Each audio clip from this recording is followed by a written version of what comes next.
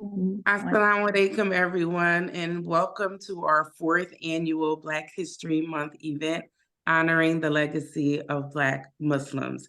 This is absolutely my favorite event of the year to do, and I'm so excited about the esteemed panel of guests that we have with us today. My name is Salima Suswell.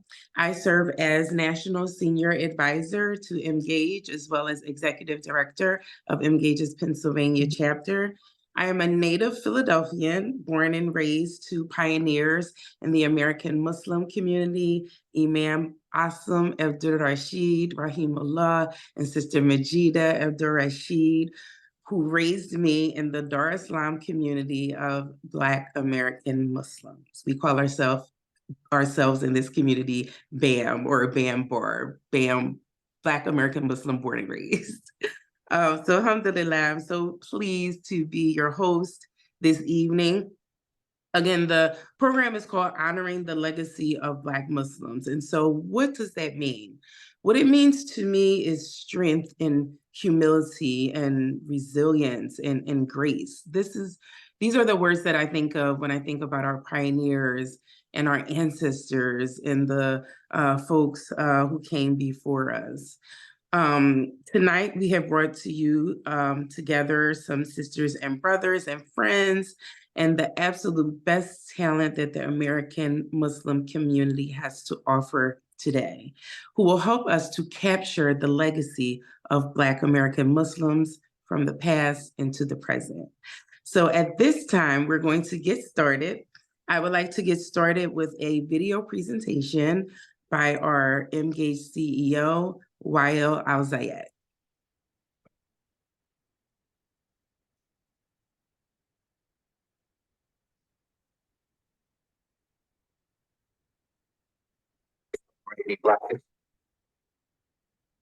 Assalamu alaikum. I am Wael Al-Zayed, CEO of Emgage.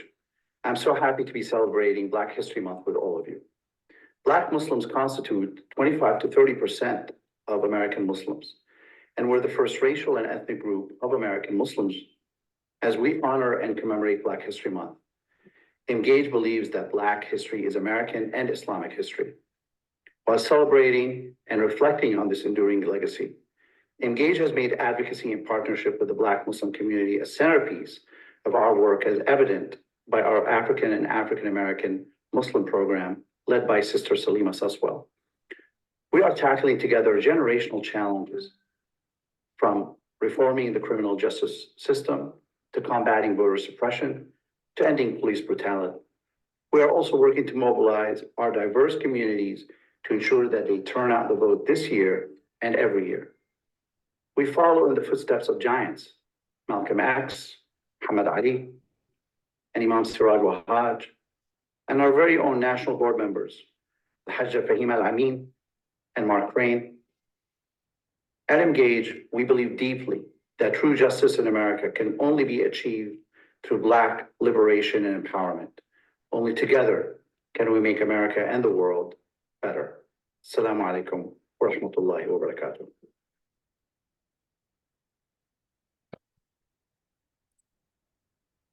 Alhamdulillah. And so, Shannon, let's bring it, we can take down the video and bring it back. Alhamdulillah, thank you so much, Wael, for that heartwarming video.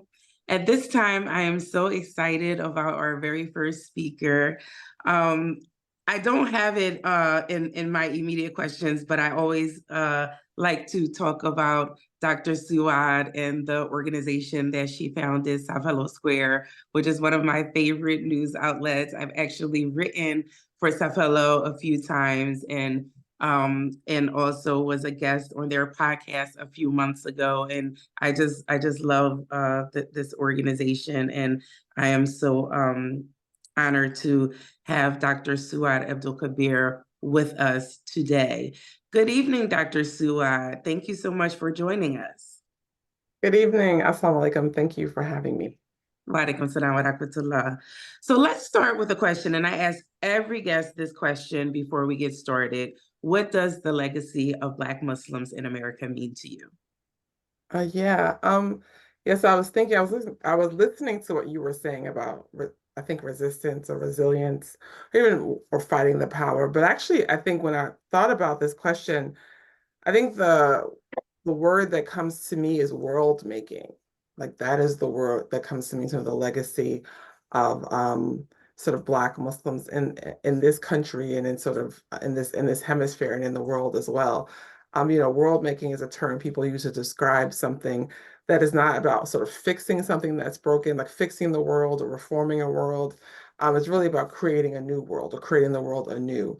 And I have this poem that I had written when Sister Taiba Taylor, the trailblazing co-founder of Aziza magazine and staunch advocate for women, when she passed away, I participated in a eulogy for her and I wrote a poem in her honor. And one of the things, a line in the poems is something like, Black Muslim women built this thing, Al Islam in America, with bare hands, right?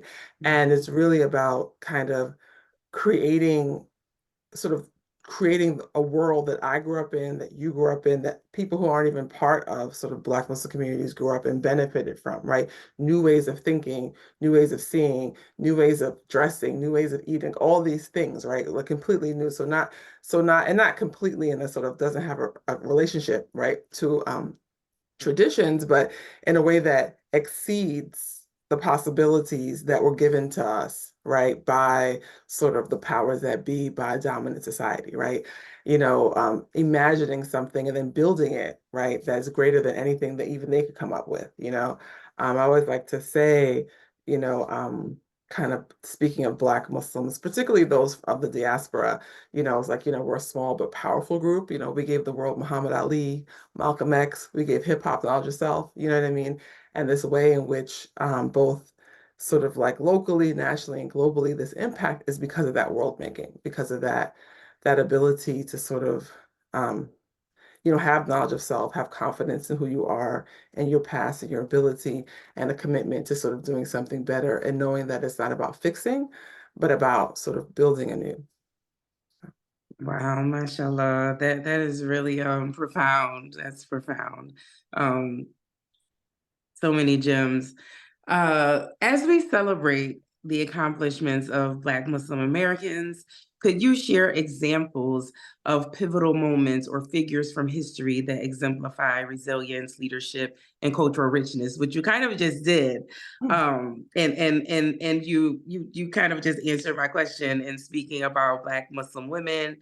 Um, can you speak to how acknowledging the legacy of Black Muslim women contributes to a more inclusive understanding of American history as a whole?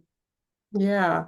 So currently, I do a lot of work. I have a project kind of broadly. I call it Umi's Archive, right? Umi being Black Arabic for mommy, right? And what it is I'm working with my mother, Amina Matul Haq, her personal archive and my family's archive to explore lots of different uh, aspects, right, of kind of the Black experience and the Black Muslim experience. And out of that work has come work around this term that she used in an interview I did with her called activist sisters. And she talks about how she thanked Allah for when she became Muslim, herself being an activist before she became to Islam. She says, I thank Allah for connecting me to these activist sisters. And these are women, Muslim women and Black Muslim women who, really believed that Islam provided, a sort of a guidebook, solutions, ways of thinking that, were ethical and practical and spiritual that contributed to or helped get to the sort of the liberation of their communities and their people. And so they kind of sort of built this sort of their religion and their race and their gender kind of come together around this real sort of strident forms of activism that they brought with them to Islam and continued as Muslims. And so and when I'm working on activist sisters, I'm thinking about her. I'm thinking about a sister Tamira Ahmed, who's from the Bay Area, and Sister Safia Bukhari, and they've all passed away now. And so part of what my work is doing is thinking about their legacy. And, one of the things that connects them is their Black power, sort of like bona fides in terms of being members of the Black Panther Party, but also their commitment to political prisoners. And in particular, Sister Safia Bukhari, like there's a book, people can read it, they should go read it. It's called The War Before. It's a collection of her essays. She was a member of the Black Panther Party. She was a member of the Black Liberation Army. She was a member of Republican of Africa. And she served as a political prisoner for 9 years, 4 of them in solitary, right?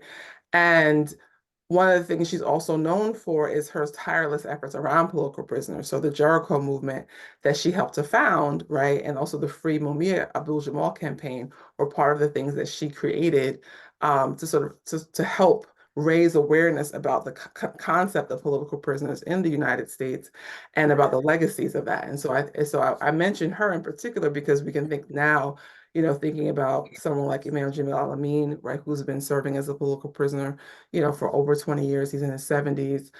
There was a campaign this past week for Baba Kamal Siddiqui, who's also, been a political prisoner for now over 20 years, and all these elders, right? And I mention it because one, I think we need to remember, right?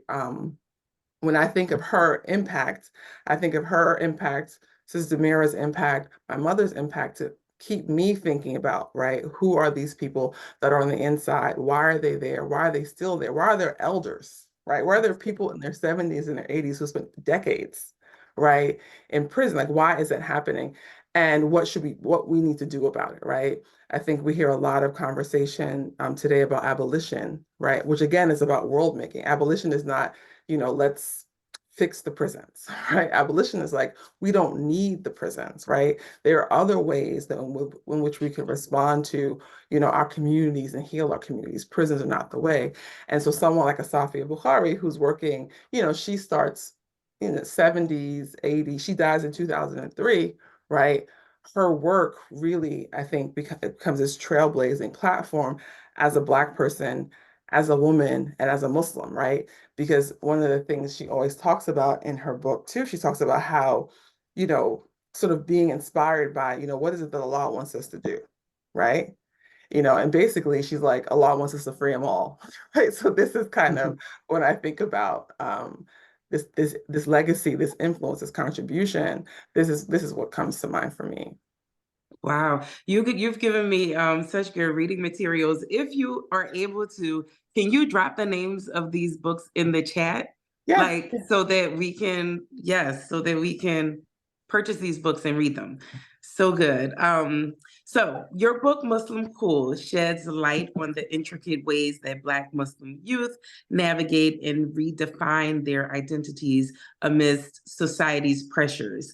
Can you speak more on how their ways of expressing themselves can serve as a way to empower their voices against prevailing anti-Black narratives within both Muslim and broader American communities? Yeah, so in my book, Muslim Cool, there's one particular person that I did research with that I spent some time talking about around this issue. And I call her in the book Latifa. And Latifa is, she was like sort of a late teen, early 20s, Black, a sort of Muslim woman who grew up in the Chicagoland area, and had a lot of friends who were Arab Americans, right? Just close friends who were Arab Americans. And one of the things that and so she was also engaged in the organization Iman, Inner City Muslim Action Network, that I worked with when I was doing my research. And she was an artist, she was a singer, she was a poet, and one of the things that Iman was known for was doing this kind of hip hop based activism or arts based activism. So she was engaged in that work. And, one of the things she was thinking about was her headscarf style, right? So she was thinking about, sort of playing around with how she wore her headscarf, right? How she wore her kimar. And she was considering wearing it sort of a tied in a bun way, right? And one of the reasons why she was interested in wearing that, because she was like, it felt, because most of her friends are Arab American, and sort of the context of anti-Blackness, right, that we exist in, she was feeling like somewhat disconnected, right, from who she was as a Black Muslim woman. So she's playing around with this idea, and her friends say, no, you can't do that. Like, you're going to go to hell. It's haram, this type of thing they say to her, right? And I write about this in the book because it was this really interesting moment, because this idea, again, thinking about world making, right? One of the things I argue in the book is that sort of Black Muslim women author a multitude of ways to be modest as a Muslim woman, right? Create possibilities for lots of other people, what that can look like, right? And so for her, this particular kind of style that she was considering was one way through which she was sort of expressing herself, right? Expressing her connection to her identity as a Black person, as a Muslim, as a young woman, right, through style was one way she did that. And also through her poetry, right? And through her poetry, through her song, and through her activism, her work with the organization. And that's what I talk about when I talk about Muslim cool, right? It's about ideas, it's about dress, it's about, sort of how people are engaging or addressing community issues. And it's also about how we deal with the state. And so one of the things that I found in Muslim cool was that being able to name, right, when being able to name the ways in which anti-Blackness shows up, because, in terms of like the scarf style, it wasn't about religion, right? It was about what that indexed in terms of sort of like who does this kind of thing, right? And then what kind of values we attach to that kind of thing. And so resisting that through taking on these styles, right? And recognizing their connection to sort of a racial identity, but also a Muslim one too, right? This idea that there's a tradition here that Black Muslims have authored that I'm connecting to. And while my sort of non-Black co-religionists, may have a set of ideas about that, it's very important to assert and to put forward, right? Sort of an alternative to that, or what is that we can do. And so I think between sort of style, but also kind of the work that people do in communities, these are the ways in which I found that sort of young Black Muslims respond to, right, sort of hostile context in which, sort of how you do what you do, right? Because it is seen as connected to sort of a Black experience is always and already kind of illegitimate. And so there are two ways you can respond to that. You can kind of accept that and then do something else, right? Or you can challenge it, right, by doing what you know to be true and good. Wow. Wow, that is really brilliant. And, young people are so important. I always talk about how, in the generation that came before us, there really wasn't any official succession planning. It was like we just kind of got thrown in, and some got frustrated and just did their own thing. And, others just, sort of picked up a baton that wasn't really being handed to them and led the way on their own. And it's so great, the emphasis I think that you put on the youth and just the, importance of building them up to be our future leaders. So our last question that I will ask you is, I have more than one. Let's see here. You spoke a lot about the youth. I'll ask you about Sapelo. You founded this wonderful media publication and organization.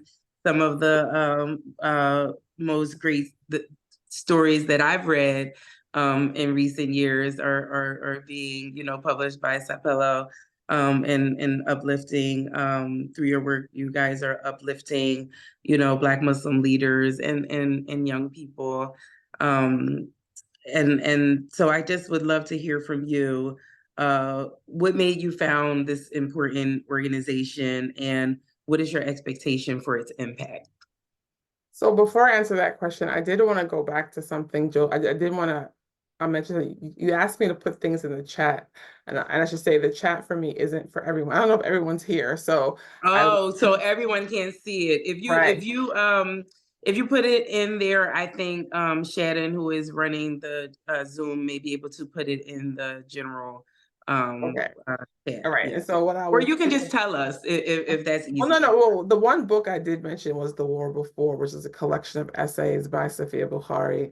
But I also wanted to put some links in to people so people can learn more about the campaigns to free Imam Jamil Amin and to free Kamau Siddiqui as well, and other political prisoners would be able Jamal, etc. But I also wanted to sort of just also shout that out again in terms of the significance of, really, you know when we think about like this question of world making and Muslims and Black Muslims, and the question of prisons and mass incarceration, and the question of political prisoners, one of these things about Muslims is, what is it? What I want to say? What I want to say is that I think, Muslims often get motivated to do things, right? Because, well, this person's Muslim too, because you feel like you have an obligation, which of course you do, right? This is the tradition of Prophet Muhammad sallallahu, right? In terms of like, if someone else identifies as Muslim, we have an extra special responsibility toward them, right? We have responsibilities to all humanity, right? But an extra, responsibility towards those who also claim Islam as their belief system. And so I think I wanted to bring that up again because I do think there's an urgency, right, for Muslims in this country, to Muslims who are politically engaged, to really be attentive to and attuned to the issue of political prisoners, right, and the issues of mass incarceration. So I also will I'll give you links so you can share links too to the different websites as well. Around those, and to segue into Sapelo, like one of the podcast episodes. So Sapelo Square, amazing institution. I am no longer leading Sapelo Square, right? In 2022, alhamdulillah, we were able to get funding. So that Sapelo Square, we had a wonderful transition of leadership. I led Sapelo for 7 beautiful years, and now it's under the leadership of Latasha Rousseau, who is the first executive director, full-time paid staff member. Very proud of that, right, of Sapelo Square. But to the point of Sapelo Square, to connect it to the point of political prisoners, when they first started the podcast on the square, I was still with the organization, and we did an interview with Brother Jihad Abdul Mamit, who's a former but now released political prisoner, about Black power and its legacies, right? And so those are the kind of things that I think I'm most proud of when it comes to Sapelo's work. Sapelo, has been and continues to be primarily, right, an all-volunteer organization dedicated to both uplifting, investigating, documenting, and just kind of amplifying, right? What happens when you're at that intersection of Black and Muslim and you happen to be in the United States, right? What happens there? And so from things like the Ramadan series, which is coming up, so people should check that out because that's going to come up in what we got. What, 50? Oh, today's the 15th, right? Or the 14th, tomorrow's the 15th. We got about 2 more weeks for Ramadan starts. So from the Ramadan series to recently, they even did a piece on the brother who's not Muslim, but he's Black out in California who has the date farm, right? So you can buy your medjool dates, right? From another, you can buy Black when you're buying dates, right? So Sapelo Square just became this media and education collective that's really committed to that, really committed to sort of amplifying the kind of things that matter, right? When you're at that intersection, which also then matter to the world, right? Because that intersection is one that touches just about every sort of other intersection, every other part of the world. So I encourage people to go to sapelosquare.com, to read it, to write for it, to donate to it, right? Because independent media, and look around you, right? Look what's happening from the Congo to Philistine to Sudan, right, to the prisons. Independent media really is really, really important to support, particularly in times like this, if you want to know what's going on, right, in the world around you and what to do about it. Mashallah. Thank you so much, Dr. Suad, for being with us, for sharing your gems. And please, I want those books. Please. And I know Latasha very, very well, by the way, and have been doing some work with you guys. So thank you for this tremendous body of work that you have accomplished. And feel free to stick around, but if we have to go, we understand. All right, thank you. So at this time, I am really excited to introduce our next guest. Our next guest is Ustad Ubaydullah Evans. Ustad Ubaydullah Evans is ILM's first scholar in residence. He converted to Islam while in high school. Upon conversion, Ustad Ubaydullah began studying some of the foundational books of Islam under the private tutelage of local scholars. Since then, he has studied at Chicagoland's Institute of Islamic Education in Turim, Yemen, and Al-Azhar University in Cairo, Egypt, where he is the first African-American to graduate from its Sharia program. As Ustad Abdullah also instructs the Leaf Collective and Inner City Muslim Action Network. He is such a important person during this time in our community, and we are so honored to have you with us today, Ustad. Assalamu alaikum. Wa alaikum salam wa rahmatullahi wa barakatuh. How are you, sister? I'm well, alhamdulillah. How are you?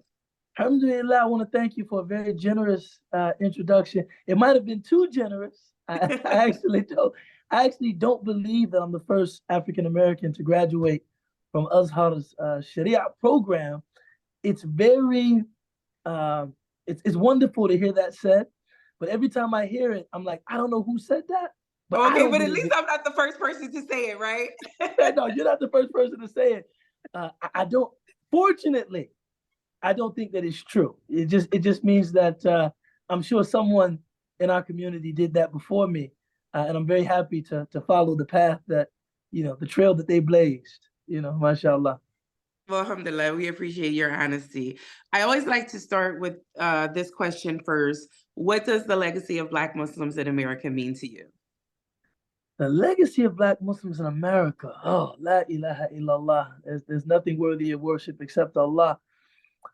I think about our community as a historically unique community. I think that some of us being so accustomed to Black American Islam or just Islam in the Americas don't realize how miraculous, this really is. I was sitting with one of the elders in our community, and he was saying that if you would have mentioned to somebody 100 years ago that Islam would have the second most adherents, religious adherents among Black people broadly, they would have laughed you out of wherever you were sitting. And when you look at all of the different religious, political, and social movements that had to produce this very unique confluence to bring us to the place that we are now, it's really something that I look at and I just marvel.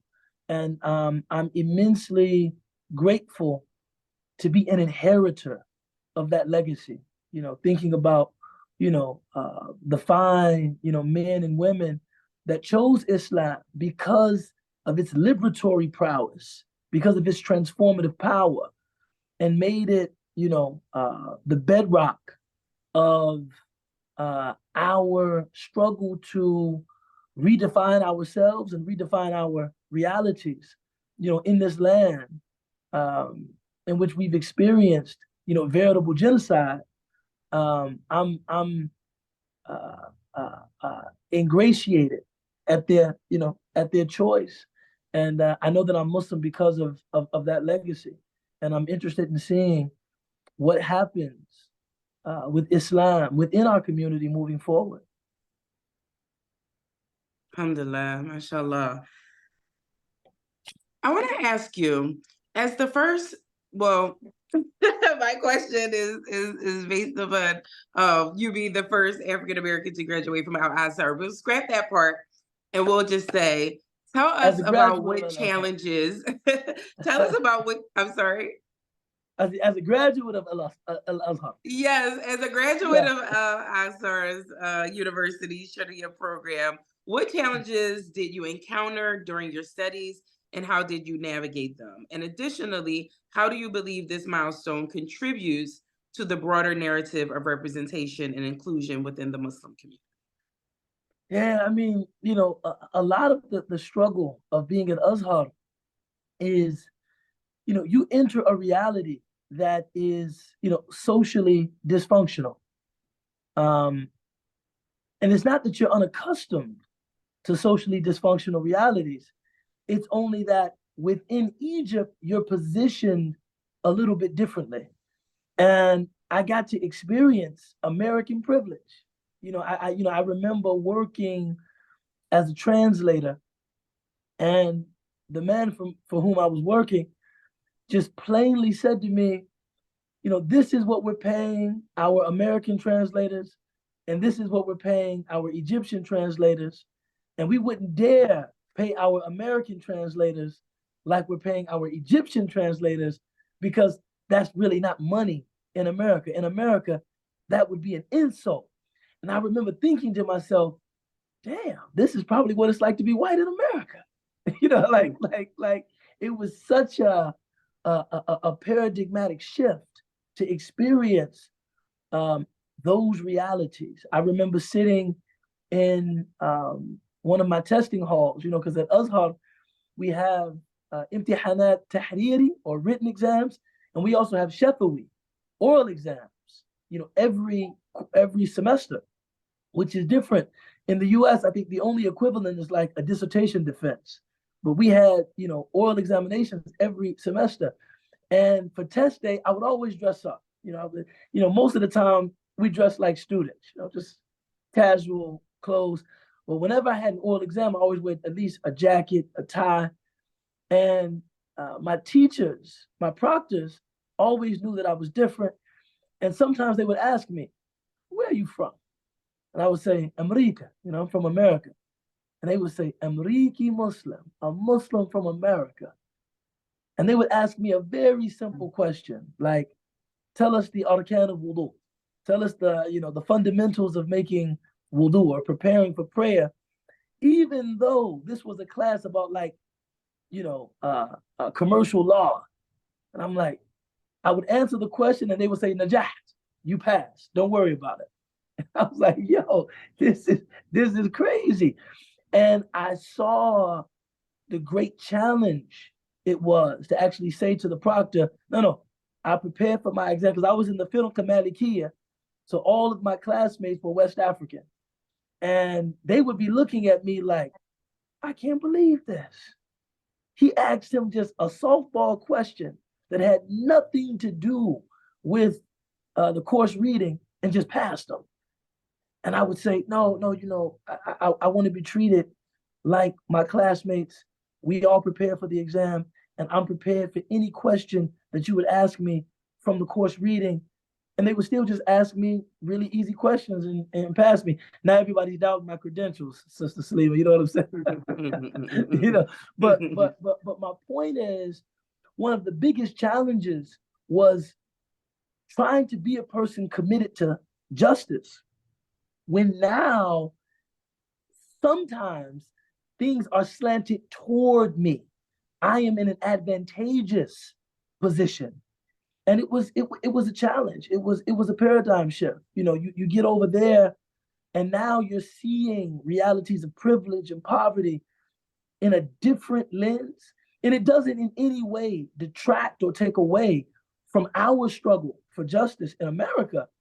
But how do you engage that struggle when you are the gentrifier? You are the privileged party. You are one of the haves. You are one of the, people receiving preferential treatment.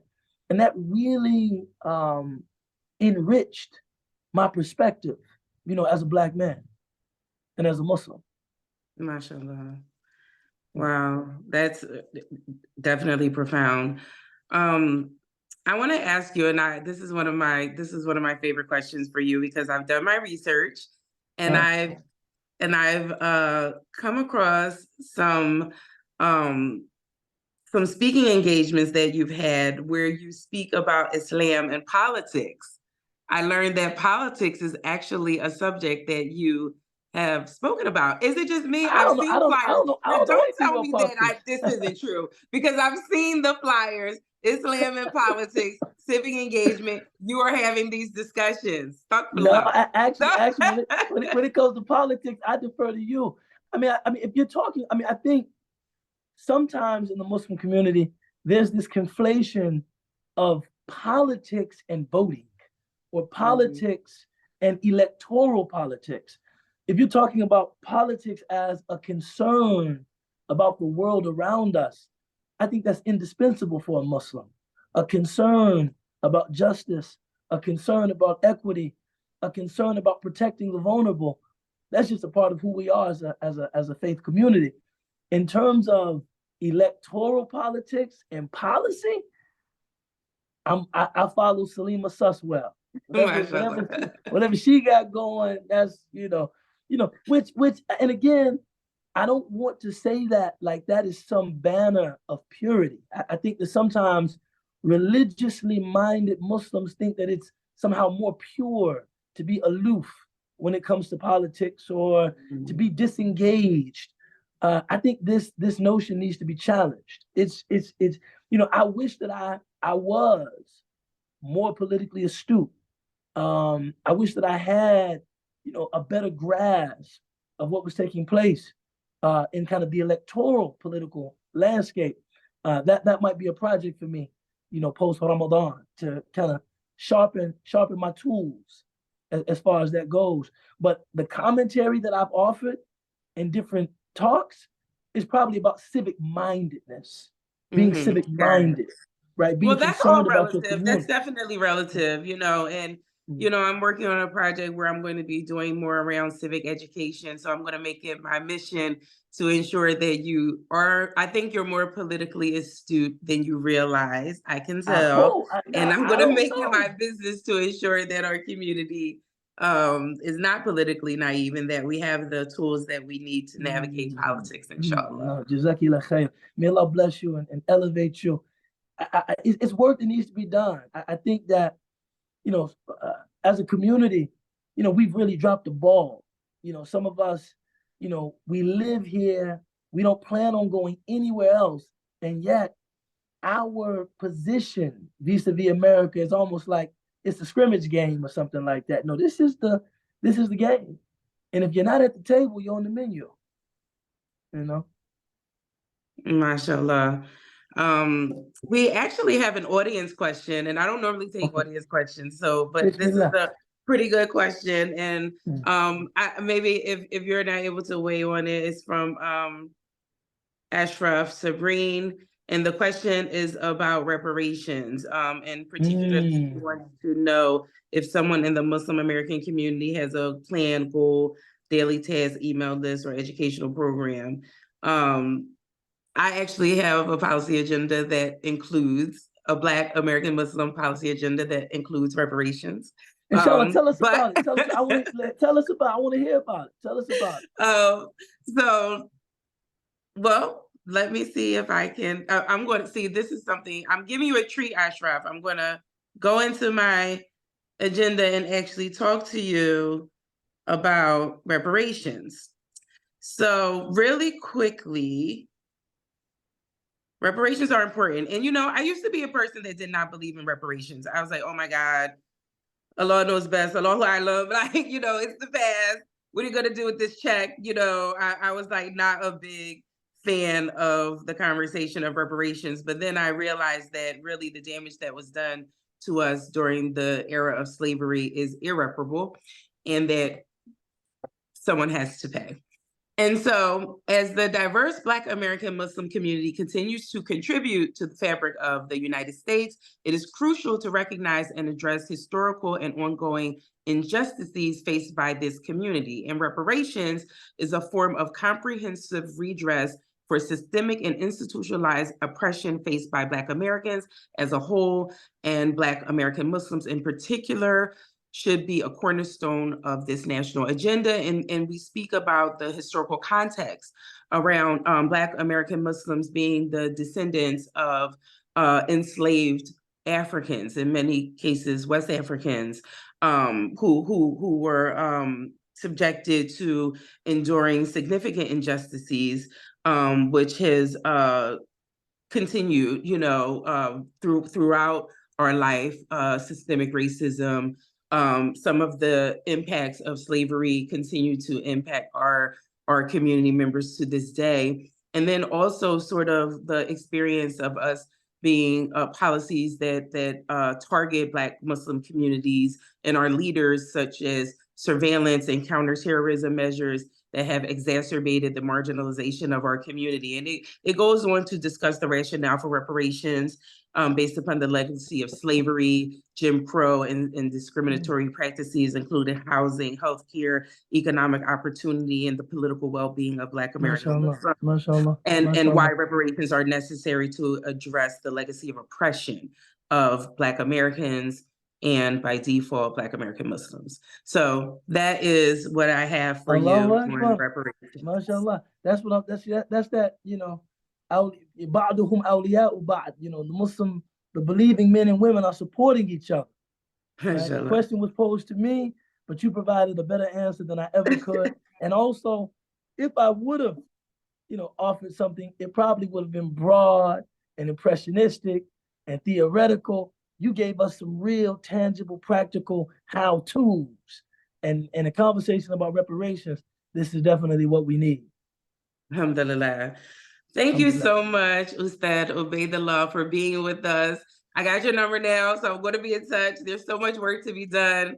Alhamdulillah. I'm happy to be connected with you. I'm excited to get engaged with Emgage. And consider us, you know, at your service, and you know, supporters, you know, of the work in whatever way that we can, inshallah. We appreciate y'all.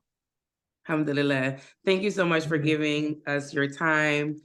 Jazakallah khair. Assalamu alaikum. Wa alaikum ajma'in. Narakum ala khair, inshallah. Assalamu alaikum. Wa alaikum assalam wa rahmatullah. I think we have Sister Ilyasah with us. Are you ready, Sister Ilyasah?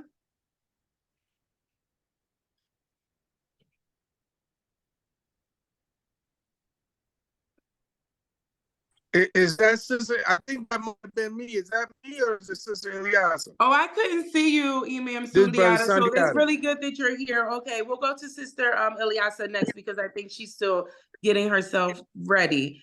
Imam Sundiata, long time no see, Imam. Alhamdulillah. How you doing, sister? MashaAllah. I'm doing good, alhamdulillah. I'm still waiting for you to come to Philly and get that halal cheesesteak that I promised you. On that mac and cheese, I want the whole thing, the salmon steak, the whole thing. For the mac and cheese. Alhamdulillah. You got to come back out to Oakland too, inshallah. I will. You guys gave us such good hospitality at the Lighthouse Masjid, and I'm going to get into a little bit more about the Lighthouse Masjid. But just to do a proper introduction, Imam Sundiata Rashid is the Imam of the Lighthouse Mosque in Oakland, where he delivers Friday sermons, teaches classes, manages the transitional house, and oversees various communal programs. He is currently studying for his PhD in Historical and Cultural Studies of Religion from the Graduate Theological Union in Berkeley, California. Assalamu alaikum, Imam Sundiata. Thank you for being with us. Wa alaikum salam wa rahmatullah. Alhamdulillah.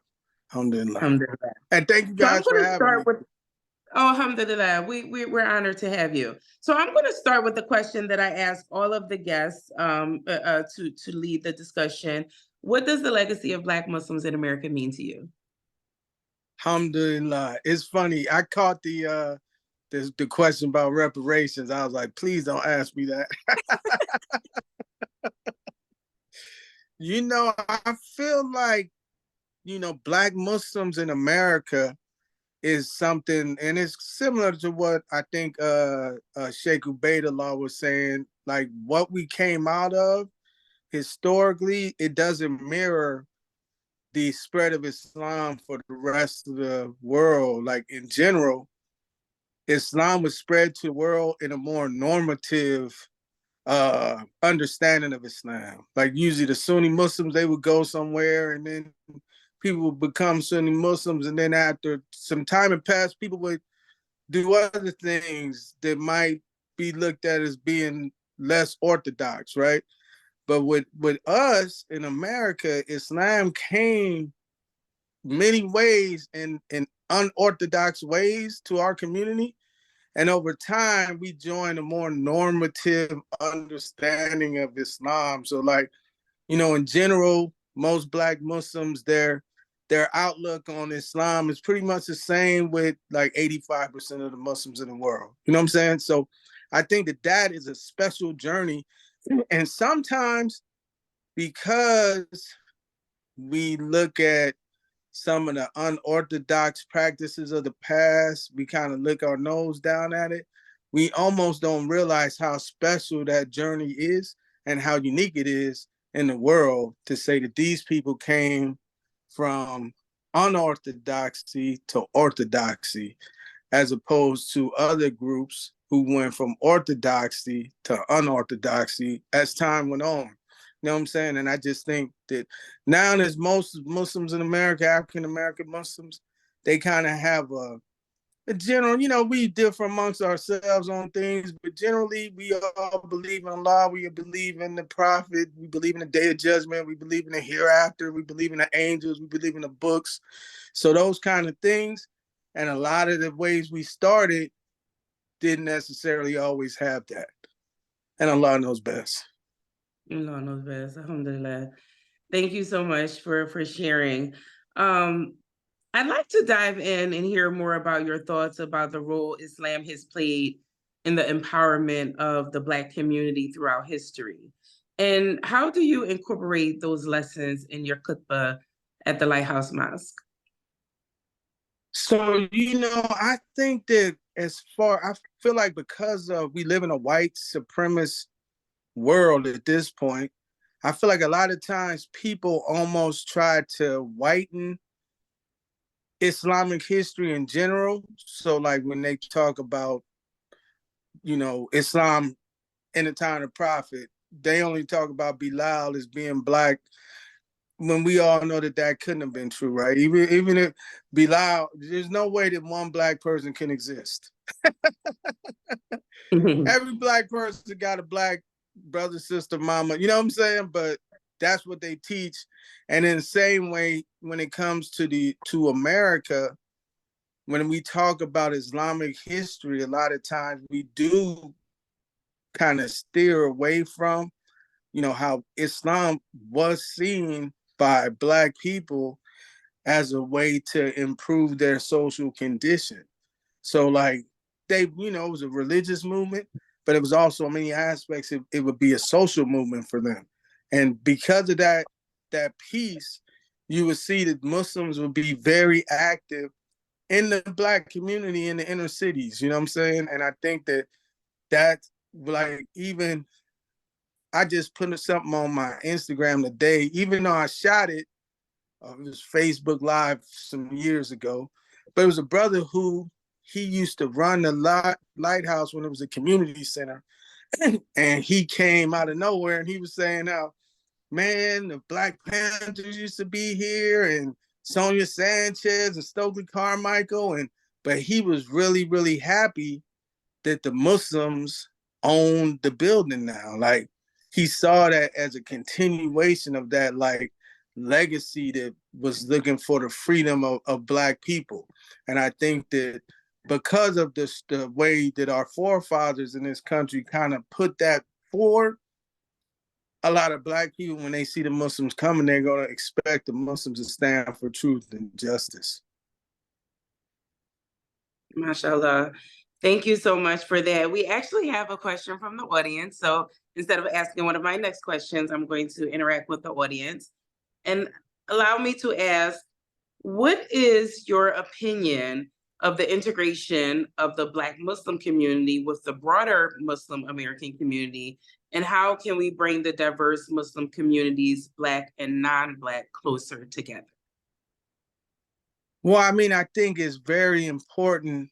Like if you have a sick child and then you got other children who aren't sick, you want to make sure that sick child gets well before they necessarily integrate with the other children. Everybody going to end up sick. Nobody going to school. And so a lot of times I feel like with African Americans, because we did have certain sicknesses around internalized inferiority complexes. Sometimes when we would go amongst other people who didn't have that same sickness, it would affect us negatively. So a lot of times, like you would see in the Black community, you know, Blacks ran masajid, they ran schools, but then when they entered into the broader community, we was kind of taking a back seat a lot of times, even though, because like yourself, because you know about America, you could talk about the political, what we should be doing politically in America, because you know about that. But if you was to feel like just because you're Black, you don't know enough, you might take a back seat, and then we would get people who don't know giving us bad ideas and us following it. And I think sometimes that happened with us in the past. We didn't have like what we needed. We had a kind of like inferiority complex. And so a lot of the mixing, I'm not saying it's nothing bad with mixing with other people, but we got to make sure that when we go into those spaces, we know who we are and we know what we bring to the table, and we don't let nobody second guess us, and we don't second guess ourselves. As long as we go in like that, it's going to be great. You know what I'm saying? But if we go in thinking they're the real Muslims and we're not, then it's not going to be that good for us and our situation. That's so important. Thank you for sharing that. My final, and thank you for your question, our attendee who shared. My last question is, as we appreciate all of your work and you continue to do so much for our community, I would love to close with a particularly impactful moment or experience from your work within the Black Muslim community that has stayed with you. So, you know, in Oakland in particular, I feel like maybe after September 11th, all of our masajid, they really took a hit. So people, you know, we wasn't being that active and things like that. And I remember, and you know, before September 11th, Oakland in particular, you know, we've had like 2 Black masajid, but they, you know, they was kind of, you know, they didn't really cooperate. And I think that there was a imam named Imam Zarif, and he actually was always about unity. And you know, we would have like, after the September 11th, we probably would have 5 different Eids just with the Black Muslims. You know what I'm saying? And he spearheaded the Unity Eid. And I think that was about, the first one might have been in like 2008. And he kept it really going. And, you know, he brought in some of the younger Muslim communities, and I'm old now, but at that time I was younger. And that was really impactful to see like the Black Muslims. So now in the Bay Area, everybody knows about the Unity Eid in the East Bay, because you know we got the mac and cheese, and we got the jumpers for the kids, and you know we got the toys. Every Ramadan we give away toys to the kids, and we give away gift cards for the adults, and the khutbahs are powerful. We bring in people, even young people from the community. They grew up in the community, now they're giving khutbahs for the Eid. So I think that it shows how just when we unify as African American Muslims, other people will join us, you know what I'm saying? Because they'll see something beautiful in that. But when we don't have that unity, people just look at us and be like, what's wrong with these folks? Like, even if your outlook might be, you might be a follower of Imam W.D. Muhammad, rahimahullah, and somebody else be like, nah, I'm just Quran and Sunnah. To that, if we just Black to everybody else, we might think for ourselves we got all these differences, but everybody else, they just gonna see our brown skin and our nappy hair and be like, okay, you know what I'm saying? You Ray cousin, you know what I'm saying? So, but when we unify and we put things to the side, that's just powerful. And I think that as Muslims go forward, African American Muslims, as long as we decide to try to do our best to just stay on the same accord on things that we can, like the Eid. Everybody should have a good time. It should be a celebration. It shouldn't be a time for us to fight. I see Moses the comic coming up on here. Moses the comic, what's up? So, Imam Sundiata, we actually got a question, and as you're still with us, I'm going to try to rapid fire answer this question because we do have to go on to the next guest. But we have an important question from our board chair, Dr. Iltafat. Assalamu alaikum, Dr. Ilt. His question is, what are the top policy priorities for Black American Muslims that can be supported by the broader American Muslim community? And rapid fire, I would say economic opportunity, jobs, workforce development, pay equity, all of the above, small business, contracts for small businesses, you know, things like that, all under economic opportunity, education, affordable housing, and healthcare with a focus on Black maternal health and mental health. What are yours? 100%. I say education, I say economic development, and I say healthcare. I feel like jobs, education, and our health, every community needs it. But you know, those are some of the things that as a people we just suffer.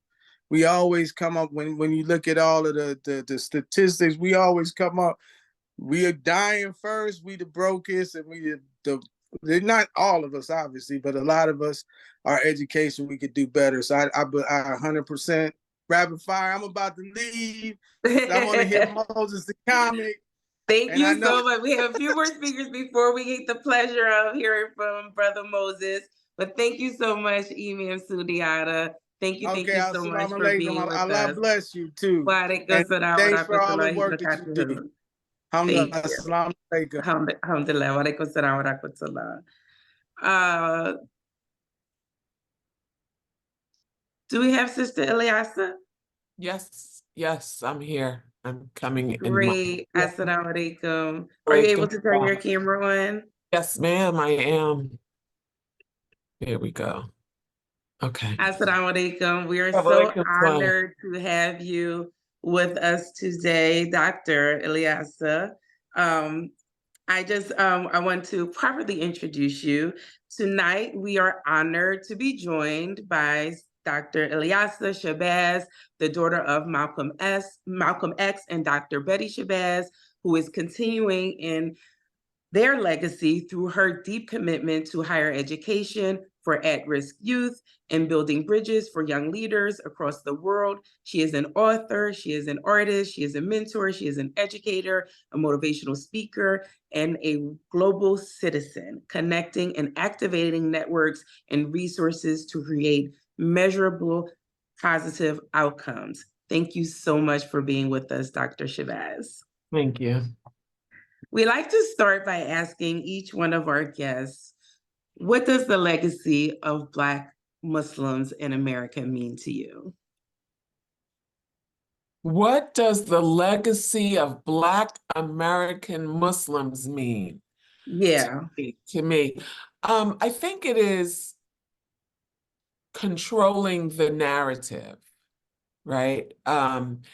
Making sure that we are, just as we are doing here now, making sure that we are creating space, that we are being seen, that we are informing others what Islam is for us, controlling the narrative. MashaAllah. I think that that's a really great answer. So you often reflect on the legacy of your mother, Dr. Betty Shabazz, and you speak about how her courage has inspired you, describing her as somebody who wasn't just there to say something great and leave. Instead, she was there to make a difference. And so in this light, how do you think we can better incorporate the contributions and the courage of Black women into mainstream narratives of Black history? Well, okay, so those are two things. Well, I think, gosh, so how can we tell me your question? So I'll tell you, do you want me to repeat the last part of it or the whole thing? Just the question. Okay, the question is, in light of the way that you speak of your mother's courage and how she made a difference, how do you think we can better incorporate the contributions and courage of Black women into mainstream narratives of Black history? Right. I think it's simply controlling the narrative. Mhm. You know, we can't sit back and maybe complain about what isn't there. We have to control the narrative, control our narratives, make sure that, you know, we are heard, we are seen, that we are providing context to who we are. So if we want to be seen and we want to be recognized for the contributions that we're making in society, then we have to do the work to make sure that it's there. That is exactly right. Thank you so much for that. I want to ask my next question. As an accomplished author, you have written books about your legendary parents and also about your life in your memoir, Growing Up X. What would you like to share with us about your experience growing up as the daughter of Dr. Betty Shabazz and Malcolm X? Well, I think, you know, I'm so grateful to have had them as my role models, to have had them as my parents. When my mother passed away, you know, I had to take a step back and look at the woman that she was, not from the perspective as mommy, but, you know, just looking at her. And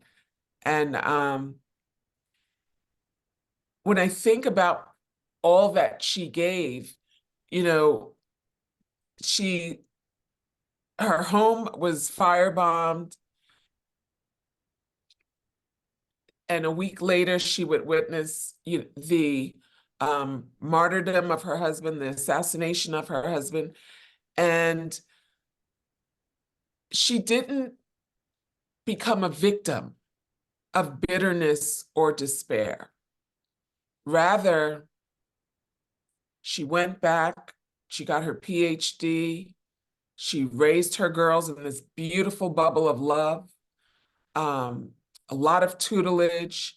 She made sure that we learned about the significant contributions that women made to the world, the significant contributions that the African diaspora made to the world, and the significant contributions that Islam made to the world. And so we grew up with a really solid sense of who we were. Our identity was intact as Black Muslim women. Our identity was grounded in you know, all of these values that she provided around our home, how she raised us.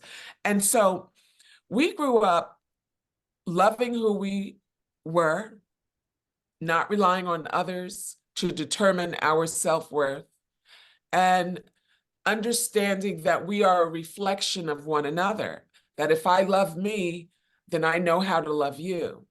And if I love you, you know, and so, you know, I think the premise was that if we do not know how to love ourselves, we cannot properly love others. And when we love ourselves, when we love all of who we are,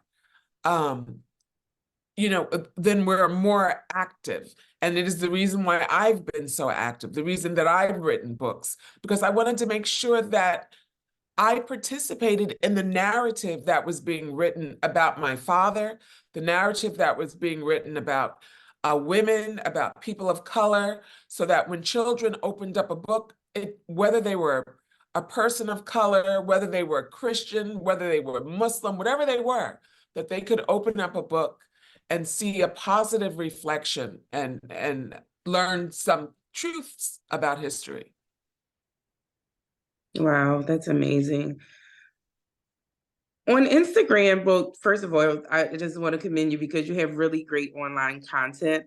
On Instagram, you've got some really fun reels. And on the other hand, your piece in the New York Times about prolonging your Black son's life by traveling abroad was so powerful, but I'm sure it was also emotionally taxing. It's your live history. Can you share with us how and why you've embraced these platforms in such an impactful way? I don't know. Well, I do what I am passionate about. And so, I love humor. I've seen some really humorous posts that I'll repost. I'm also very compassionate. And I like to evoke compassion from others.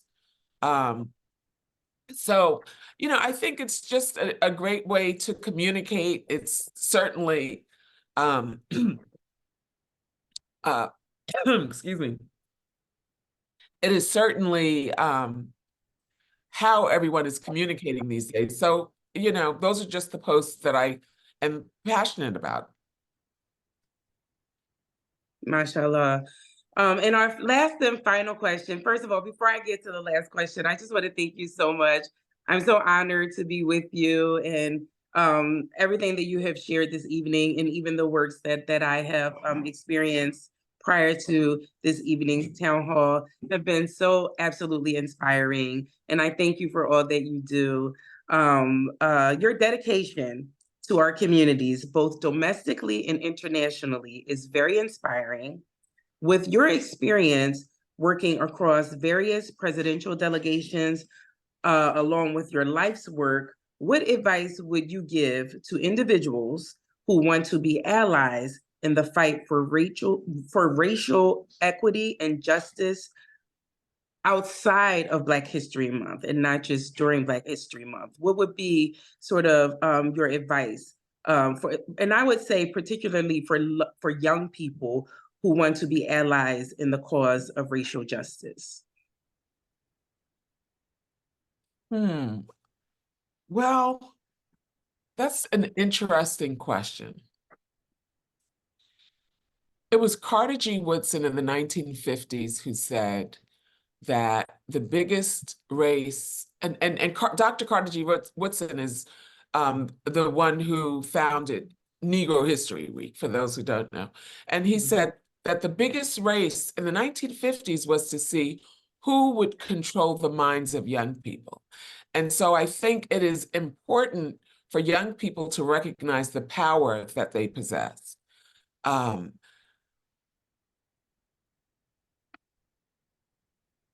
That's fair. And we appreciate you again so very much. I think it's always important to end on the note to talk about young people because they are indeed going to be the ones who are leading, when we no longer can do so. So again, thank you for your contributions. Thank you for your wonderful books. Thank you for all of your works and everything that you have done. May Allah reward you. Thank you for being with us. Assalamu alaikum. Wa alaikum salam. Salim, I just want to say that, we are so appreciative of this platform that you're providing, an opportunity for people to come together in fellowship and learn and also participate in controlling the narrative. I think that is the most important of all, that we have to control the narratives ourselves. Whatever information we want out there about women, about people of color, about Islam, whatever the case, humanity, that we have to recognize responsibility for doing so, that we can't sit back and complain about what information isn't out there or complain about the information that is describing who we are, but that we are responsible for making sure that we control the narratives, these beautiful narratives of who we are. Absolutely. And thank you so much. I really appreciate that feedback, mashallah. Thank you. Thank you. we're going to go on to the next guest. You can feel free to stay with us, or if you have to go, I understand that as well. But again, thank you so much for your time. We're really grateful. Thank you. Thank you. Assalamu alaikum. Alaikum salam. Okay, what a wonderful program this has been thus far. We have our final speaker, and then we're going to get into some entertainment from our brother Moses the comic. But before that, we have Sister Ayesha K. Mustafa. Assalamu alaikum, Sister Ayesha.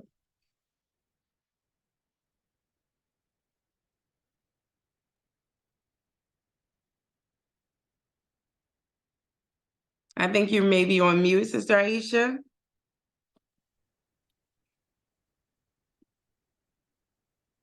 Here I am. Assalamu alaikum. Wa alaikum salam wa rahmatullah. How are you? I'm doing fine, thank Allah. It's a good afternoon, good evening, and I appreciate the invitation to be here. Appreciate it much. Alhamdulillah. Alhamdulillah. We're going to get into all of your great works. I just want to first formally introduce you. One, Sister Ayesha is one of my great mentors. Sister Ayesha K. Mustafa believes the written word is paramount and integral to the stability of a democratic society. She currently serves as the editor of the Muslim Journal newspaper, which I have had the honor of writing for many times. Sister Ayesha also serves as an assistant professor of reporting, news writing, editing, feature specialized writing, and advanced investigative reporting at Tougaloo. Am I saying that right? Tougaloo College in That's correct. Jackson, Mississippi.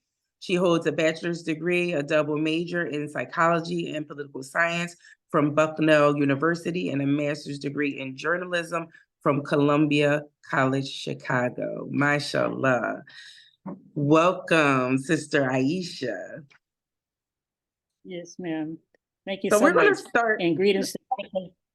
I just want to give greetings to Dr. Ilyasah Shabazz. It's nice seeing her. I follow on social media, so it was good to hear her talk today. Alhamdulillah. It was definitely an honor to hear from Sister Ilyasah. I want to start with the question that we asked all of our guests, because each time the answer is different. And the question is, what does the legacy of Black Muslims in America mean to you? Ooh. Yeah, it is rather a loaded question. For me, being Muslim and being African American, it's the same journey. It's the same process. The search, the denial, the uprootedness, being dispossessed, being moved out of the African experience and the Muslim culture that we had as a people, and that being stolen from us, taken from us, and we come across a transatlantic slave trade route, and some of our ancestors were Muslims indeed who came here to these shores, and they died not knowing that the legacy, not only of their greatness as Africans, but their Islamic entity, that aspect of them, that essence of them as Muslims, would survive and show up in us. All these years later, 300, 400 years later, we return to our original faith of Al-Islam. And that's through the Black experience and everything that comes with that, and it really takes more than a month to go through all of it. But it's amazing to me that that essence was still there. Dr. Sierra Lincoln and Imam W.D. Muhammad used to talk about it as the genetic memory that could not be extinguished, and eventually under the right resources, it reignited. And here we are, Muslim, against all odds. Alhamdulillah. Thank you so much. What a wonderful answer. Sister Ayesha, as we mentioned earlier, you founded the Muslim Journal, the nation's oldest Black American. Oh, well, let me correct that, because you did tell me that you didn't found the Muslim Journal, but you are currently the editor of the Muslim Journal, the nation's oldest Black American Muslim publication. Tell us about that journey, because you have been serving as the editor for as long as I've known you. And it's definitely been over a decade. And so tell us about that journey and what the Muslim Journal represents for community. Praise be to Allah. And again, I give a salute to the Shabazz family. With the Muslim Journal itself, we are the successor newspaper to the Muhammad Speaks.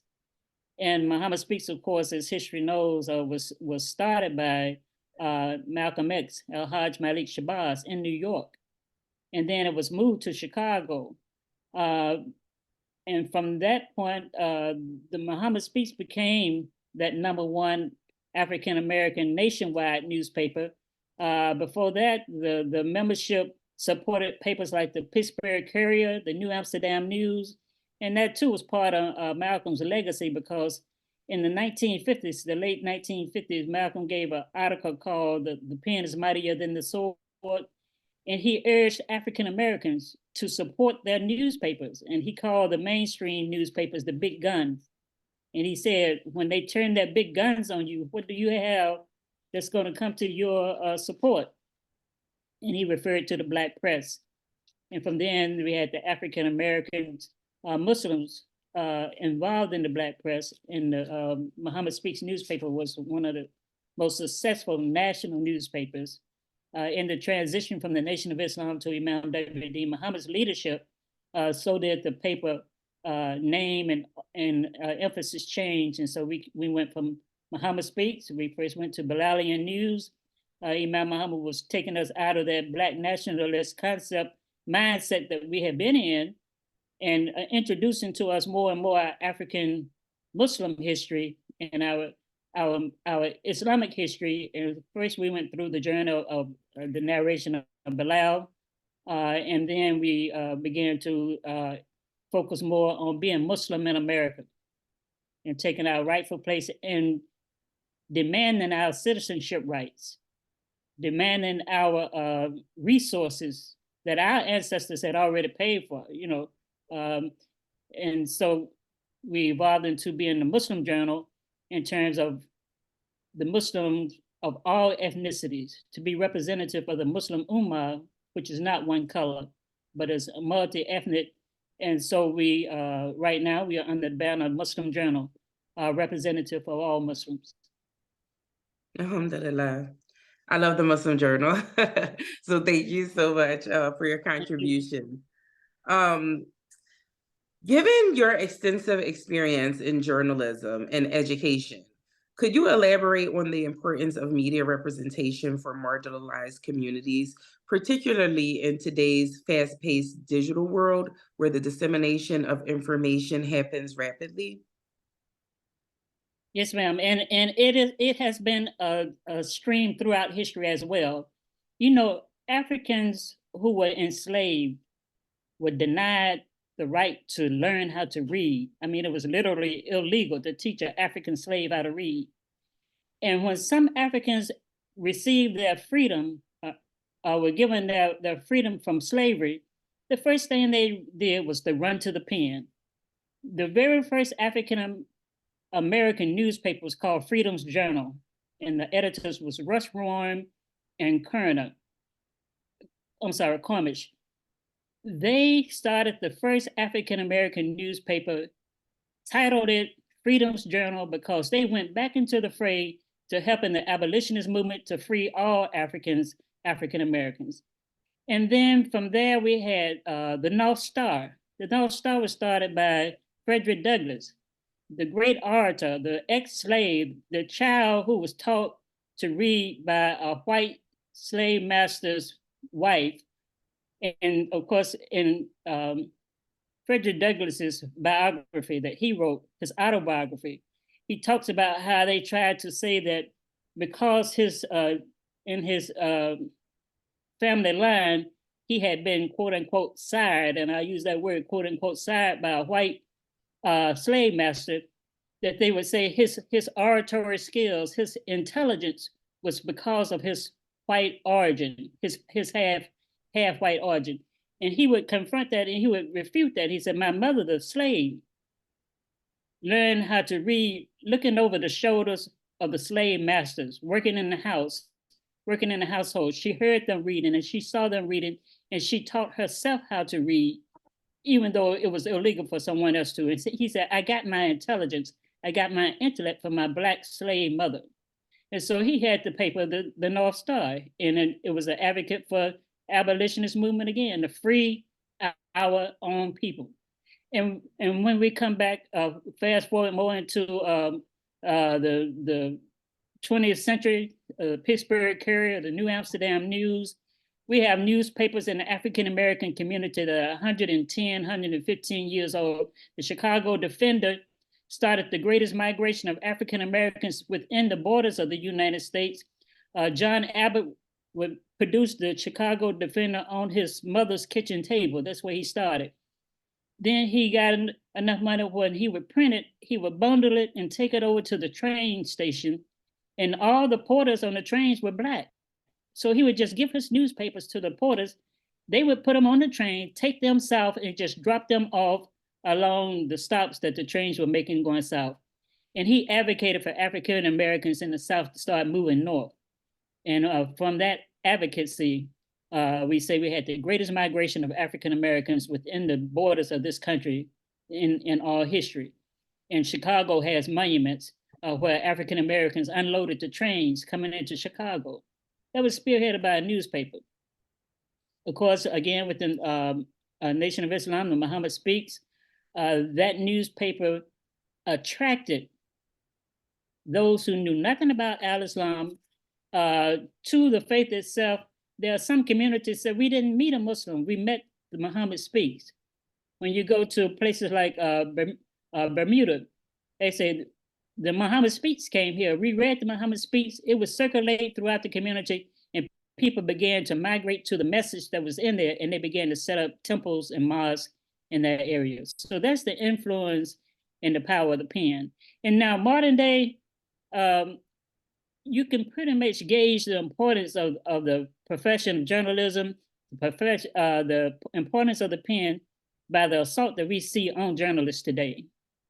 And of course, we have to, the first thing that comes to mind is Gaza. There have been more journalists killed in Gaza in the last 3 months than there were journalists killed in World War II, the whole war. When you look at coups among countries, the first thing that happens is they take over the press. They take over the ability to express yourself and to get the word out. Dr. King admonished a reporter because they were on a march, and one of the marchers got assaulted by a white person. The reporter was so upset that he stopped recording and taking pictures and went to help the marcher that had been assaulted. Dr. King told him to stop. That's not your job. Your job is to keep your camera and your eyes on what is happening here and report the truth that you see. The civil rights movement did not move until they started broadcasting and publishing what was happening in Birmingham, Edmund Pettus Bridge. All of that media began to go out worldwide, and even the Kennedys acknowledged in some form or another that what moved them was because they were embarrassed. They were embarrassed by the treatment that was being broadcast out of the South of African Americans being assaulted just asking for their rights. Fast forward to the day, remember young Danielle Frazier, who held the camera still on George Floyd as he was being murdered in real time? She's not recorded as a journalist in the professional sense, but she was a journalist on that day in the right place at the right time. And it is because of her recording the incident of George Floyd being murdered in front of her eyes that we have that movement. The Black Lives Movement took off, and she was 17 years old with a cell phone. But the thing was, she refused to be intimidated. She refused to move. She refused to hide from what she saw. She remained steadfast, and she recorded the incident of George Floyd being murdered, and that resonated around the world. And so the influence of the media is real, and it is there. And then when we come to the situations that are unfolding in Gaza, everything that could possibly be done has been to stifle information coming out.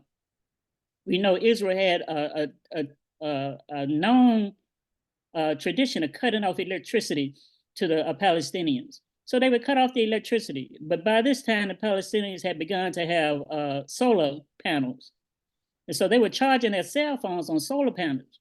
So what the occupiers thought was not going to happen was that the word was going to get out of what was actually happening in real time in Gaza. And it was because of those cell phone transmissions, which was the equivalent of replacing the non-existent media. But the message continued to get out. There have been many atrocities. And if no one is there to record it or report it, it doesn't get the attention. There are many, many atrocities among African Americans. We had revolts. Now we go back in history and they're recorded. You know, we have Black Wall Street that was burned to the ground. We had to go back in history and find and piece together those incidents, but they were still there. But when media is on the scene in real time and doing their jobs and not taking the side of their own personal interests, it makes a difference in the world. Alhamdulillah. Wow, so much information, so much profound information and that you have shared with us. And I just love listening to you, Sister Ayesha. You just have such a wealth of knowledge. And yeah, I'm so Salima, inspired. they talk about the youth. You know, you inspire me because a lot of people say, where are young people? What are they doing? I said, well, you need to get in contact with Salima and you need to get into contact with so-and-so and so-and-so. I see them all the time. They're doing great things. And I'm very excited about you all and about what you can accomplish and the roles that you play. And I know our future will be well protected and advanced because I see the young people and you're doing well. Alhamdulillah, alhamdulillah. Well, I stand on your shoulders, and it's because of the pioneers like you that I do the work that I do to preserve your legacy. Thank you so much for being with us, Sister Ayesha. And you might want to stay around because we're in for a comedic treat from Brother Moses the comic to end us off. Thank you so much, Sister Ayesha. We appreciate you. All right, thank you. I will stay around. Okay. Alhamdulillah. So now we come to the end of our program. And I hope that if Sister Shannon is still there, maybe you can drop our donation link in the website. If you want to see us continue this very important work around African American engagement, you know, not just during Black History Month are we honoring the legacy of Black Muslims, but throughout the year, we are organizing across all our chapters in African American communities. This year, our Million Muslim Votes program is definitely going to incorporate engagement with Black American communities. And so this work is something that we have been doing for years now, and we're deeply invested in uplifting and empowering Black American communities and by default, Black American Muslim communities. So we appreciate your time and attention today. Thank you so much for being with us. Brother Moses, are you there? Listen, I'm in the building. Can you hear me, Queen? Are you in the building? I'm here. Can y'all hear me? At this time, we're going to have entertainment and comedy from our brother, the world-renowned comedian, Brother Moses the Comic. Let me tell you a little bit about him. Brother Moses the Comic is a seasoned Muslim comedian with a diverse range of innovative concepts who began his comedic career in Philadelphia at the world-famous Laugh House. Since then, Moses has performed all over the world. His routine bridging the gap between Muslims and non-Muslims, from Caroline's on Broadway, the Hollywood Improv, the Laugh Factory, and more. Moses has toured and performed domestic and internationally with superstar entertainers such as Kevin Hart, Michael Blackson, Steve Harvey, George Wallace, a long list of people, a long list of people, including Preacher Moss from Allah Made Me Funny. Moses has headlined and sold out international and domestic comedy shows, the Super Muslim Comedy Tour, which has sold out over 50 shows across 6 countries and has been a huge success. And just the other day, he had a sold out show and brought all of Philadelphia out. And everyone was just so excited and talking so much about how amazing this event was curated by Brother Moses and his team. Brother Moses, talk to us. Assalamu alaikum. Wa alaikum salam, rahmatullahi wa barakatuh. Queen, how are you feeling today? Oh, I'm great now that you're here. Listen here. Listen, I am so thankful to be here for this amazing and the legacy of Black Muslims, first and foremost. And I got to start off for giving my flowers to, I don't know, listen, we got a dynamic queen on here right now, and I got to give my flowers to Salima Seswell because I need y'all to know how heavy this Muslim sister is, how integrated into the community. She puts on so much for her community. So anytime Salima call, my wife, she knows, listen, my own mother don't get through on my line sometimes, but when Salima call, I always pick up. It's always an opportunity or some way to give back into the community. So first and foremost, I got to honor you, Sister Salima. We love you so much, and we hope you know that. MashaAllah, you're too kind. Thank you so much, Musa. I'm just so honored to be on this amazing panel. I was sitting up here watching the beautiful Dr. Betty Shabazz. She was up there looking like just so much grace and poise in her background, even the profile picture there. I'm just like, listen, this sister right here, she's all the way. This is the classiest woman that I ever seen in my lifetime. So, and as y'all can see, what I'm rocking, of course, this is Tarek. Shout out to Tarek Toure. I had to shout him out because this is my favorite hoodie of all time. It actually says my alma mater was books. And this is, of course, Malcolm X. We love Malcolm X. And he always was about books and literature. And we know it's so exciting this month because the contribution of the Black Muslims, if y'all know me, y'all know my platform is all about uplifting the Black Muslims. I did a class at Haverford College where we talked about the contribution of the Black Muslim to the landscape of Islam, right? So we're going to talk a little bit about that tonight. And anybody that's on here that was at the Halal Hilarity show, thank y'all so much for coming out. We sold out the Helium Comedy Club, 250 people, man. The whole city came out. It was amazing, full of Muslims. It was takbeers going all around. The white people got scared a little bit. And for Philadelphia to be such a hugely Muslim populated city, over 300,000 Black Muslims here in this city, I was getting a lot of inboxes about what is halal. Right? Everybody know hilarity, but all my inboxes was, Moses, what's halal? What does halal mean? You know, and the halal industry made over $879 billion in 2022, but still people have ambiguity about what's halal. And if you're from Philadelphia, you know, it depends on who you ask. You're going to get a different definition every corner of Philadelphia that you go into because they will make the haram halal here. Okay, all up and down my timeline, I'm seeing hashtag Dubai, hashtag bikini, hashtag halal. I'm like, that's actually the opposite of what it means. Okay, it's supposed to be permissible. And don't go into some of these restaurants in Philly. I went into one restaurant. I said, brother, is the food halal? He said, you want it to be? I said, we were supposed to make that determination before the animal died. I'm telling y'all up in Germantown, they're giving out retroactive shahadas, okay? After the animal died, after they done slaughtered the animal, he's like, oh, hold his hoof up. I shadu. No, I'm not eating that meat. Shout out to Niecy Nash, okay? I'm letting y'all know right now, we got to get back to what halal really, really means. One restaurant I went into, I asked him, was the food halal? He said, brother, if you bismillah at 13 times. I'm like, oh, you've been smoking tajweed. Okay, listen here. All I know is some of these brothers out here, man, the Philly brothers, and shout out to the Philly brothers. I'm one of the Philly brothers here, but it's some good Philly brothers. We get a bad rep all the time whenever people I go place and they like, oh, you from Philly? You know, Philly brothers, it's this and that. And I know this is home of the $40 dowry. Shout out to the $40 dowry. Some sisters on here probably upset by that because they got a $40 dowry, and some of that might still be in deferment. I apologize for that. But it is some great Philly Muslim brothers here, but they funny though. Some of the Philly Muslim brothers, they be out there drinking and stinking, doing it all. But as soon as you go into a restaurant with them, he like, brother, is the food halal? I'm like, brother, are you halal? You got your priorities all wrong, okay? You got to start getting back on your high. You got 3 jobs and you on welfare, okay? Something's not being reported. But it is some good brothers here, like I said, man. And Philadelphia, of course, is one of those cities.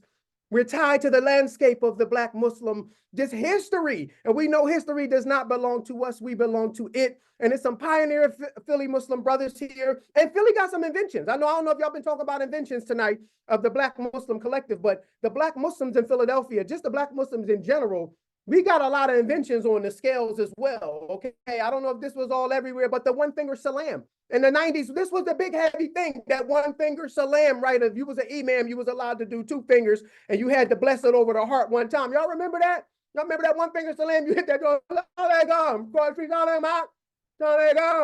That was a big, heavy thing in my community coming up to hit the heart. They would look like you were throwing up gang signs sometimes whenever I would try to do it. I remember I was so excited to hit the one finger salam as I was growing up. I asked my Abby one time, listen, I think I'm old enough to hit it.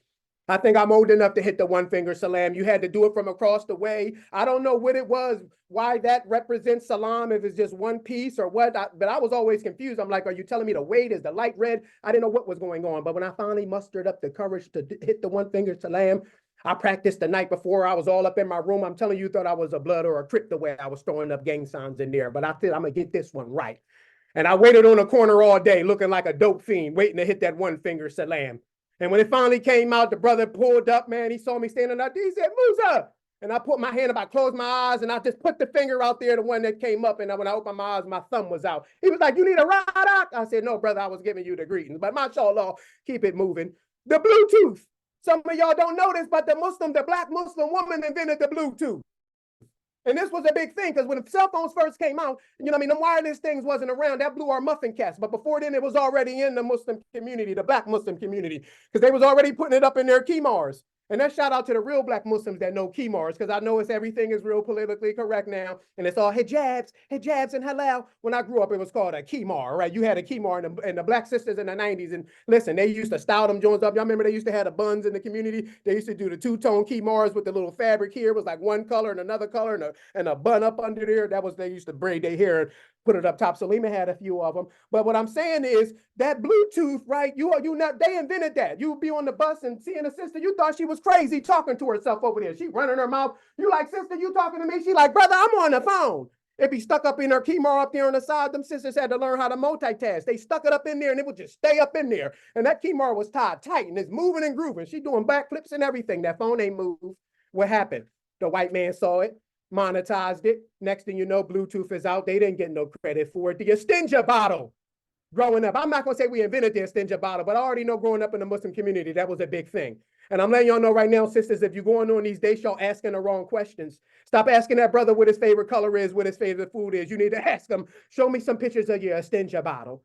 Y'all need to see your bathroom etiquette, okay? Because when you was growing up, that's how you knew if they was Muslim or not, and that's how you knew if they was clean or not. If you get over to their house and you go upstairs and they ain't got no Esteemed bottle in their bathroom, you be like, first off, your butt stank. That's a problem, okay? And we was always excited when the groceries came. That was actually the one time in the community we was hyped to get the groceries because you waited for that good Esteemed bottle, that recycled dish detergent, or that Heinz ketchup bottle. I know, come on, there's some black people on here. I know y'all remember what I'm talking about. That was a big old thing. And I'm letting y'all know right now, the daycare, actually. I think the Muslim invented the daycare, at least in my community. We invented the daycare, the original daycare, okay? It wasn't a brick and mortar facility. This was just our parents dropping us off basically at the masjid, like after Salat, and not picking us back up again. This was a big thing in our community. If I'm telling you right now, there was some child labor laws being broken in the black Muslim community, but it was like, whatever it was always an auntie or uncle that was going to be there. And he would ask you, brother, you hungry? I'm like, where's my mother?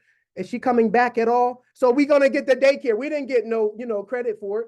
And I don't know if anybody mentioned it tonight, but the bean pie, that's a black Muslim delicacy.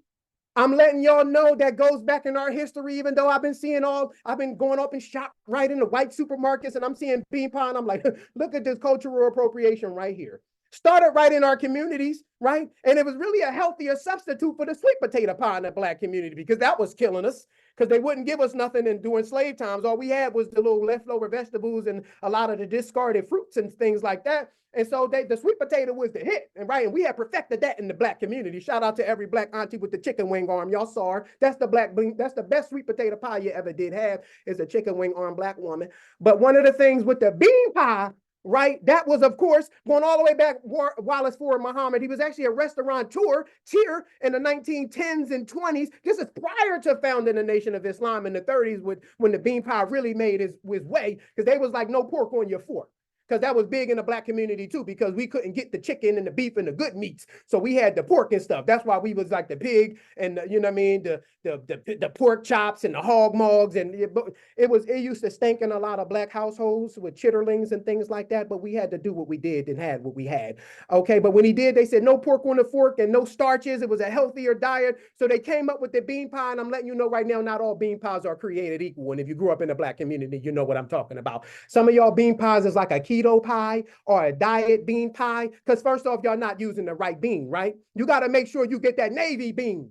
All my people out there know that good bean pie got that navy bean. I actually had a lima bean pie, and after that first bite, I said, astaghfirullah, this is straight from hell. You got to get a good bean, all right? Not the pinto bean. Don't ever do a pinto bean pie. You don't want to do no kidney bean pie. Start with a navy bean, and it's a real simple recipe that's been perfected over the years rather, right? With this particular recipe, right? The base stuff, of course, you got your sugar.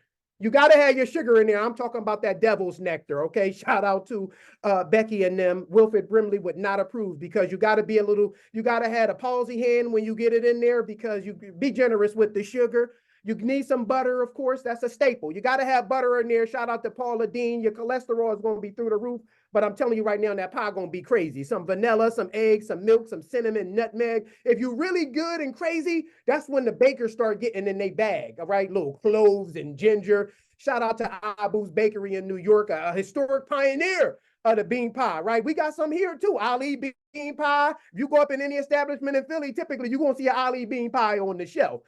Honorable mention, I gotta say, Supreme Bean, Sister Nefertari, that bean pie is crazy. I still think she got crack in it, but listen, that remains to be seen. But a good bean pie, we know was started in the Black community, right? And we gotta give it to what else? You got the hookah, right? Muslim City Girls is up one. The hookah or the water pipe, that was actually started not by the Black Muslim community, but actually in just the Muslim community, right? Surgery. I was researching in surgery, actually in the year 1000, there was a doctor named Al-Zahrawi.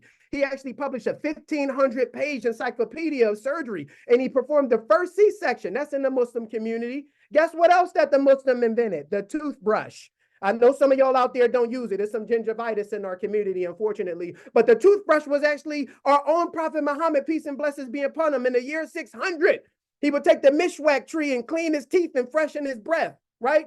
Over the years, of course, it got matriculated down, and the next thing you know, the toothbrush was all over the place, and it was what it was. But, you know, we owe that a debt of gratitude to our Prophet Muhammad, who actually said, knowledge from which no benefit is derived is like a treasure out of which nothing is spent. The greatest man of mankind, and we are coming up on Ramadan, of course, and I'll close with this, because it is so spectacular. And then again, thank you for everybody that just has supported me so much over my career, because this city, particularly in its ties to the history of the Black Muslim history, and Salima's own father, a Black Muslim pioneer in the community, somebody that literally transcends legacy. If that was the theme of the night, then legacy start right here on this live with this woman's family. The legacy of the community that built and expanded, and the foundations that we build upon, where the Black Muslim now is integrated into the fabric of the city. Eid holidays, Black Muslims, labor leaders in the whole 9 yards. First Islamic department store in a major U.S. mall. Shout out to the Ummah shop. Shameless plug. I'm not ashamed of it.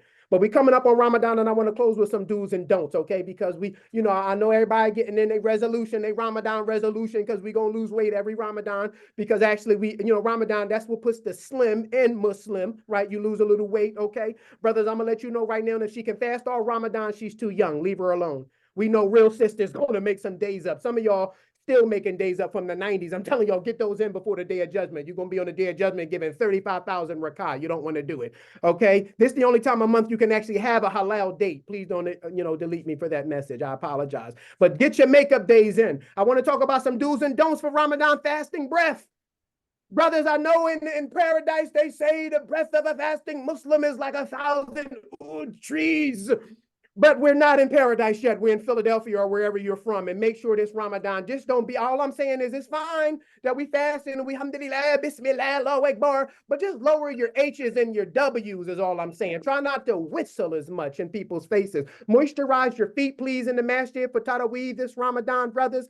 Last Ramadan, your feet was not looking good in the brother section. One brother I thought had leather sandals on to his toes wiggled. I said, A'udhu billah. Make sure in your Ramadan nail and your e-gifts this year, sisters, put some nail files in there, and 2 other words, cocoa butter.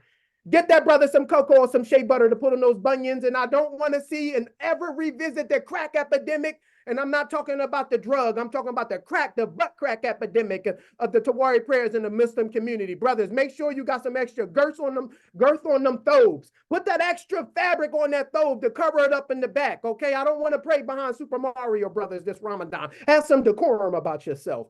But alhamdulillah, thank y'all so much. I love y'all. I appreciate y'all. I look forward to continuing to create halal content in the city of Philadelphia. I'm a product of this city. I'm proud of all of the contributions of the Black Muslims, and an honor really just to be on this platform with Dr. Suad, Imam Sundiata, my man Ubayd, and again, Salima Suswell, thank you for all that you do continuously. I love y'all so much. Assalamu alaikum.